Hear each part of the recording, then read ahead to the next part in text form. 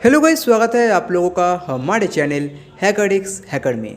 इस वीडियो में गाइस हम लोग बात करने वाले हैं टर्नरी स्टेटमेंट के बारे में, जो कि एक कंडीशनल स्टेटमेंट है।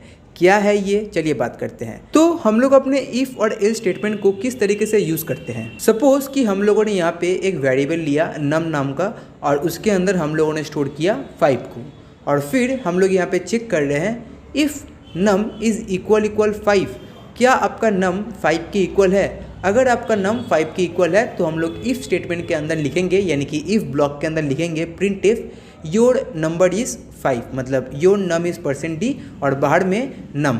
ओके, और एल्स अगर आपका ये कंडीशन फॉल्स है तो हम लोग लिखेंगे एल्स में your number is not 5 so sorry. अब इसी चीज़ को हम लोग चाहे तो ऐसे लिख सकते हैं।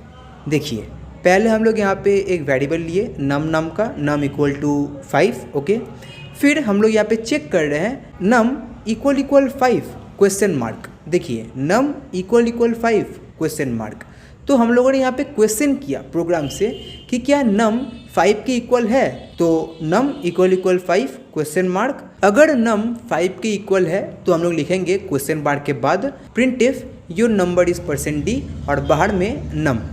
बट अगर आपका नम 5 के इक्वल नहीं है तो हम लोग कोलोन देके लिखेंगे print if your 5 not a number, मतलब योर नंबर इज़ नॉट 5, ऐसा कुछ लिखेंगे। तो अगर आपका नम 5 की इक्वल है तो आपका चलेगा फर्स्ट स्टेटमेंट, यानी कि प्रिंट इफ का statement, first print if. But अगर आपका नम 5 की इक्वल नहीं है तो चलेगा आपका सेकेंड वाला प्रिंट इफ। एक बार इसे करते हैं रन और देखिए क्या होता है।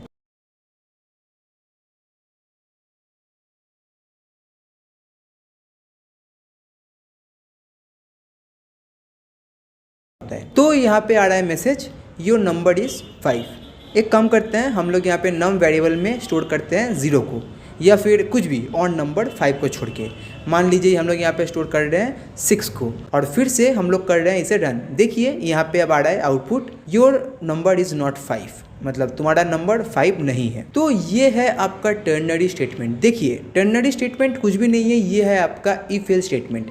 जस्ट एक लाइन में हम लोगों ने यहाँ पे इस स्टेटमेंट को लिखा, मतलब इफ़ एल्स जो स्टेटमेंट है ये अलग अलग स्टेटमेंट है, बट ये जो आपका टर्नरी स्टेटमेंट है इसे हम लोग एक लाइन में लिख सकते हैं ज़्यादा रीडेबिलिटी के लिए। मतलब इफ़ एल्स से ज़्यादा रीडेबल आपका ये है, क्योंकि हम लोगों ने यहाँ पे पहले क्वेश्चन किया कि क्या ये इसके बराबर है, मतलब क्या ये है। अगर ये कंडीशन आपका ट्रू है तो हम लोग जाएंगे पहले प्रिंट इफ में, और अगर आपका ये कंडीशन फॉल्स है तो हम लोग जाएंगे नेक्स्ट प्रिंट इफ में, मतलब नेक्स्ट स्टेटमेंट में।